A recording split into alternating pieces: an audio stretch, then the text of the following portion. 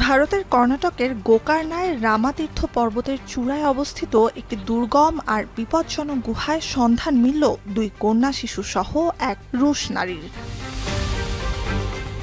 ভারতীয় সংবাদ মাধ্যম এনডিটিভি জানায়, গেল বুধবার সন্ধ্যার দিকে পর্যটকদের সুরক্ষায় চলছিল পুলিশের নিয়মিত টহল। সে সময় বনের গহীনে ভূমিধসপ্রবণ ঝুঁকিপূর্ণ এলাকায় একটি গুহার কাছে কিছু নড়তে দেখে পুলিশ। এরপর তল্লাশি শুরু হলে একটি অস্থায়ী ঘরে মেলে সন্তান সহ নারী। জানা গেছে ৪০ বছর বয়সী ওই নারীর নাম নিনা কুটিনা এবং রাশিয়ার নাগরিক তিনি। গুহাটিতে থাকছিলেন প্রায় ৭ বছর বয়সী প্রেমা ও ৪ বছর বয়সী আমাকে সাথে নিয়ে। জিজ্ঞাসাবাদে নিনার দাবি, আধ্যাত্মিক যাত্রা ও নির্জনতার খোঁজে গোয়া থেকে গোকর্ণায় পৌঁছান তিনি। যান্ত্রিক নগর জীবন থেকে বিচ্ছিন্ন হয়ে ধ্যান ও প্রার্থনায় মগ্ন থাকতে গুহাটি বেছে নেন বলেও জানান তিনি।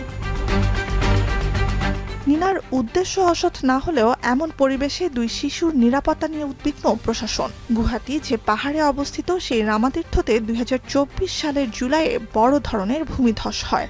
একই সঙ্গে এলাকাটি বিষধর সাপসহ নানা হিংস্র বন্যপ্রাণীর বসতি, যে কারণে মানুষের পা এলাকাটিতে পড়ে না বললেই চলে।